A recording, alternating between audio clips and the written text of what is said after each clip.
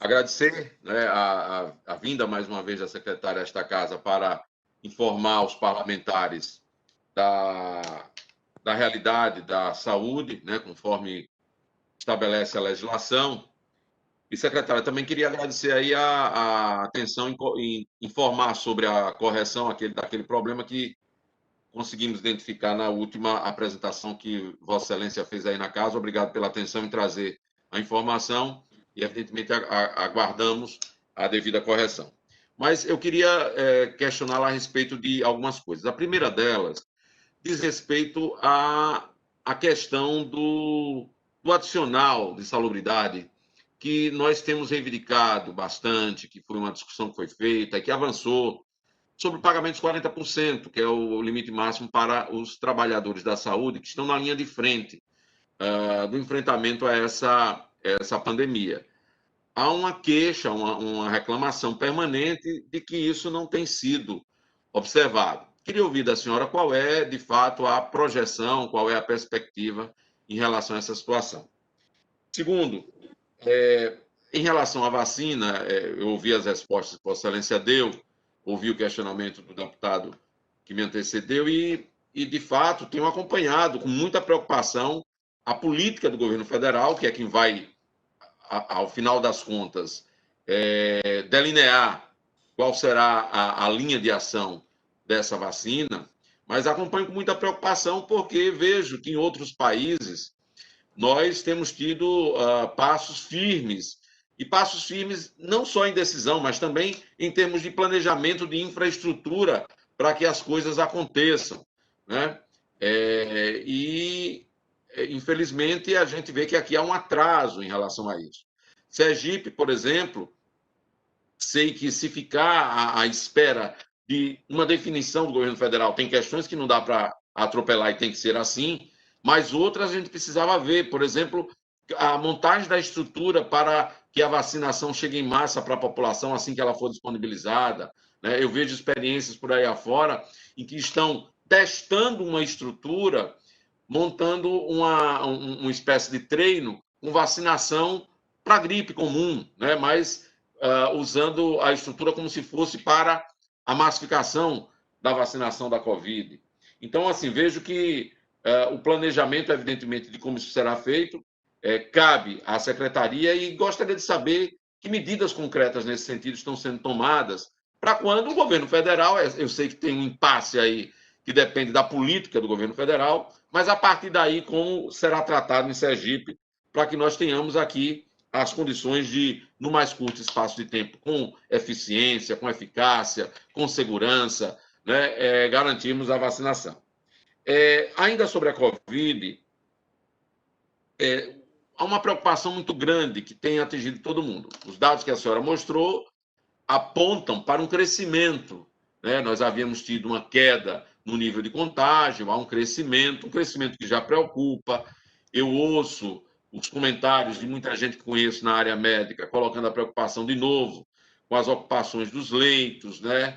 E começa toda uma preocupação. E nós temos assistido a uma permanente falta de cuidado com as medidas que têm sido orientadas, tanto pelo governo, como pelas autoridades sanitárias, né? De uso de máscara, cuidado de distanciamento. Nós temos visto. Agora, qual é a preocupação? Não sinto que haja uma fiscalização mais detalhada, mais producente, e também a aplicação das medidas necessárias para que as pessoas percebam a importância de manter esses cuidados. Porque, aliado ao fato de nós termos uma liberação de um funcionamento de várias atividades, nós temos a falta dos cuidados e isso pode gerar, como está acontecendo já em outros lugares do país, como nós estamos acompanhando, o problema se agravando mais em Sergipe. Como é que fica essa questão da fiscalização, da aplicação das medidas em relação àqueles que desrespeitam as leis? Como é que a Secretaria de Saúde tem acompanhado isso? E, por último, né, em relação ao acompanhamento ao retorno às aulas, a equipe com a qual eu trabalho, a minha equipe de assessores, secretária, tem tido cuidado. Nós iniciamos um calendário já desde o mês passado, um calendário de visita as escolas que retornaram às atividades para fiscalizarmos as condições. As informações que tenho recebido é de que em muitas escolas até existem os instrumentos necessários para os cuidados básicos, eles estão disponibilizados. Mas há uma falta de funcionários para fazer a higienização permanente dos espaços usados. Há algumas preocupações em relação a isso. Agora, a principal é que eu começo a receber informações de colegas do interior do estado que, depois do retorno, tem havido já o aumento do número de contágios na comunidade escolar. E a informação que me chega é de que esse contágio, efetivamente, não tem se dado necessariamente no espaço da escola, mas tem se dado em função de outras questões que ocorrem para a escola funcionar e que, inclusive, vou dar um exemplo concreto da denúncia que recebi. Havia uma preocupação de fazer a testagem e todo mundo de uma determinada escola foi no mesmo ônibus e havia pessoas contaminadas. E aí houve um aumento do número de casos naquela escola especificamente. Eu estou dando esses exemplos para perguntar como a Secretaria de Saúde está dialogando com a Secretaria de Educação para nós termos um recorte nesse estudo que é apresentado de como tem impactado o retorno às aulas nesse crescimento. Porque nós precisamos ter essa análise, sob o meu ponto de vista, nós precisamos, até para podermos analisar com cuidado, não fazer a crítica indevida. Olha, o crescimento se deu em função do retorno às aulas, né? Nós não podemos inferir essa consequência. Mas para que não façamos isso equivocadamente, mas para que também tenhamos os dados necessários, para, se esse for o caso, sabermos como agir, como é que a Secretaria, em diálogo com a Secretaria de Saúde, em diálogo com a Secretaria da Educação, tem monitorado essa situação do retorno às aulas na relação com a ampliação do contágio de Covid. Eram essas questões. No mais, reiterar aqui mais uma vez o desejo de sucesso no seu trabalho com a sua equipe, no enfrentamento a todas as questões de saúde, que não são poucas e não são simples, e especialmente no enfrentamento a essa pandemia. Muito obrigado pela atenção e aguardo aqui suas respostas. Deputado Irã, né, das informações, das perguntas. A questão do adicional de insalubridade, né, dos 40%. Esse é um tema que a gente vem discutindo com a própria classe, trabalhadoras, os sindicatos, a CUT, né? Existe já um processo em andamento, né, no próprio MPT, discussão que existe uma divergência, qual seria esse profissional, né? Uma solicitação é que seja para todos, 100% dos profissionais, e é nessa divergência que está acontecendo, mas diante do acordo, na próxima semana nós estaremos com a reunião já programada para fazer uma nova roda de negociação e discussão, e eu entendo, né, bem como jurídico, que certamente quem está na linha de frente tem toda a condição, né, de receber essa insalubridade, os 40%. O que a gente não entende é que seja na sua completitude de uma das solicitações, que até ser saúde por si só, né, incluindo os administrativos, até de outros serviços como saúde, que possa estar contemplado.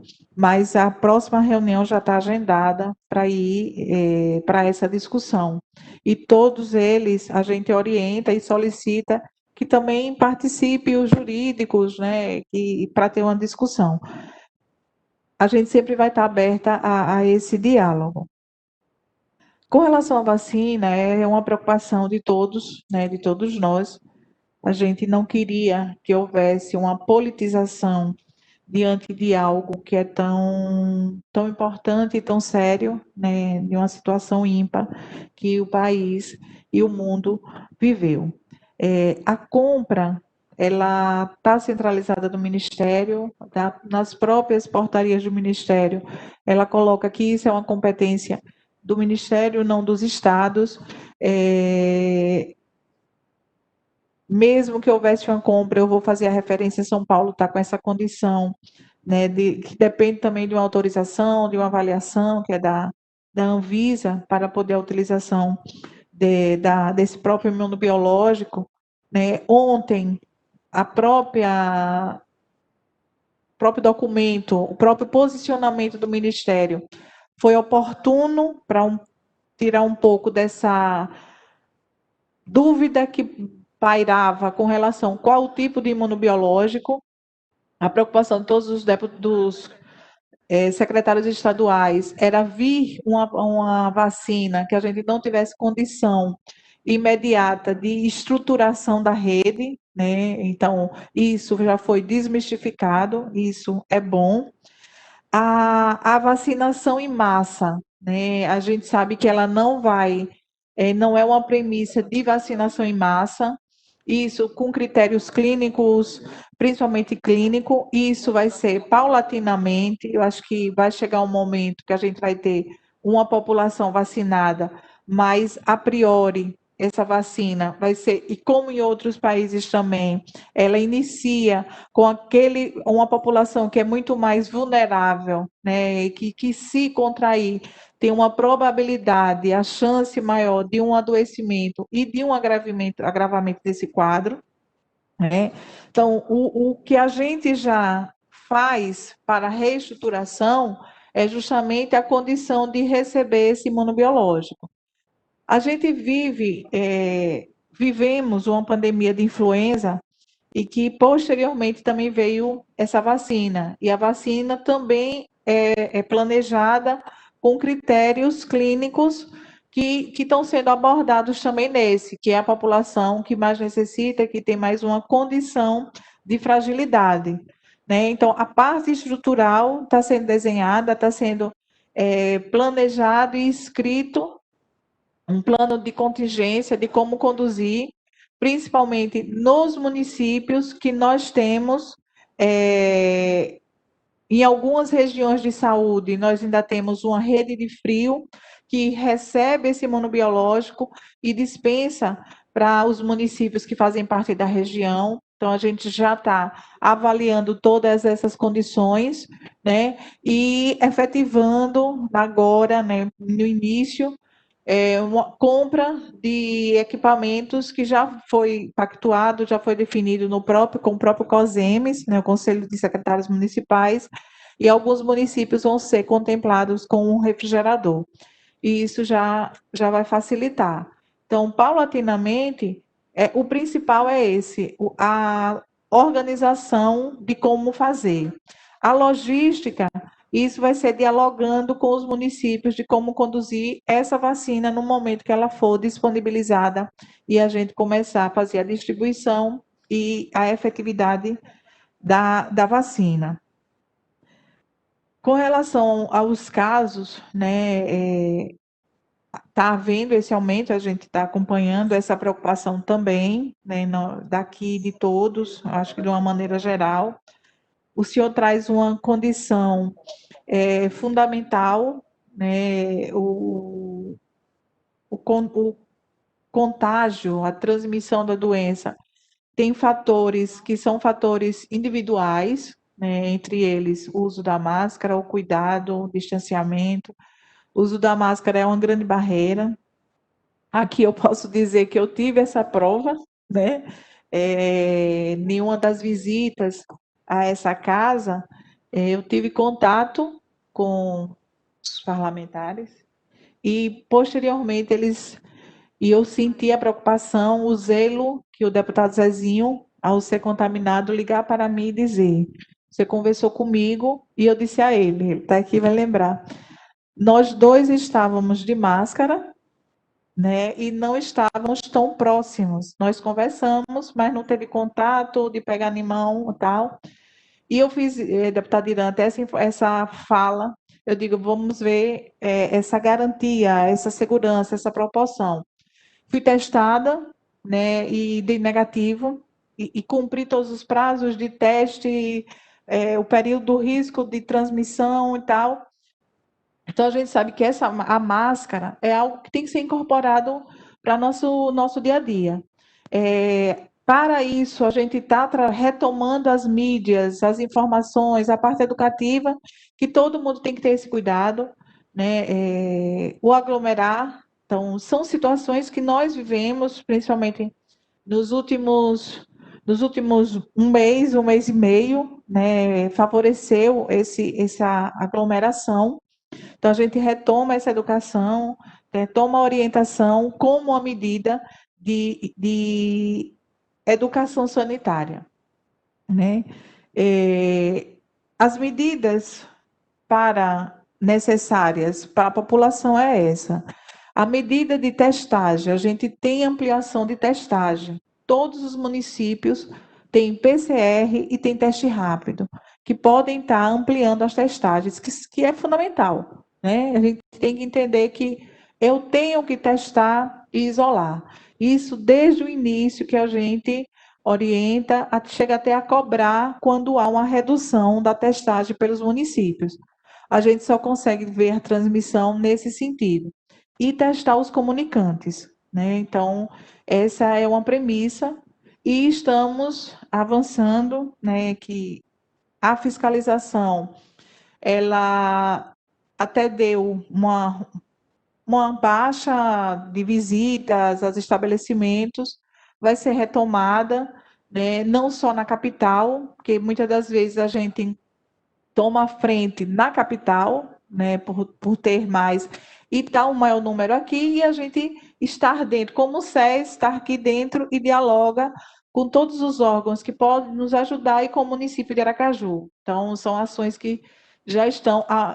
Amanhã, né, já tem uma reunião com diversos atores, diversos setores, para que seja feita uma avaliação e um cronograma de retomada, não só na capital, mas também nos interiores. E nessa de testagem, eu respondo a última pergunta do senhor com relação às aulas. A relação Secretaria SES e Educação, ela vem se mantendo através do professor Ricardo, ele vem dialogando muito com o doutor Marco Aurélio Góes, que é o infecto e diretor da Vigilância em Saúde, a construção dos documentos da secretaria, a discussão principal de definições dentro do COGERE, que amanhã teremos outra reunião, onde a pauta principal será essa, né? A premissa era que as escolas, sim, tivessem organizadas para a retomada do quantitativo que foi liberado, né? Foi o terceiro ano do ensino médio, não liberamos para todos.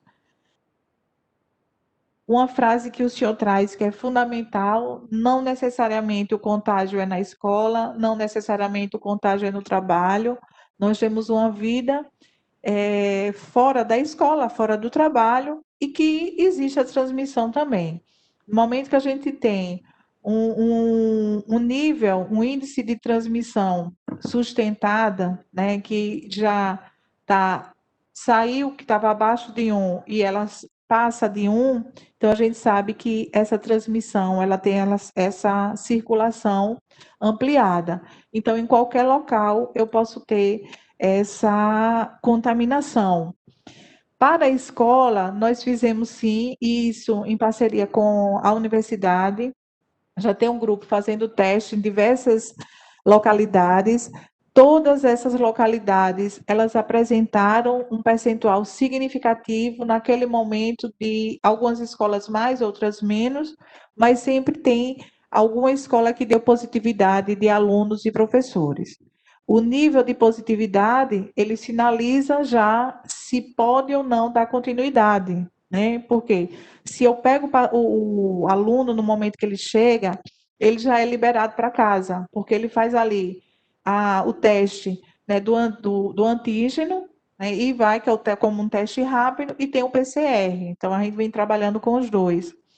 E a outra frente, que dialogando com a outra equipe da universidade, que a gente também vai ampliar em outros municípios, também paralelo, né, juntamente com a pesquisa do professor Lisandro, a gente também está com a pesquisa com o doutor Adriano e o doutor Paulo Saquete, para também fazer nos contatos. né? Esse é outra necessidade que nós temos, que é testar os contatos daquele aluno ou professor que foi diagnosticado como um positivo. Então, a gente tem que ampliar isso para entender que uma contaminação ela perpassa por uma condição familiar, né? Então, a gente também vai estar fazendo essa, essa ampliação, né? Sergipe, proporcionalmente, é o estado que mais vem testando, né? Nós adquirimos justamente um maior número de testes para poder atender a população do alunado e dos professores, né? Por isso que a gente iniciou essa testagem para esse elenco de alunos. É uma população que, nesse momento, era prioritária nesse sentido, e a ampliação das unidades, que o teste ele não era exclusivo, o PCR não foi exclusivo para o aluno, nem para o professor. Era o momento dos municípios também ampliar a testagem. E a orientação é o que a gente vai fazer na pesquisa, é que teste todos os comunicantes de qualquer caso que seja confirmado.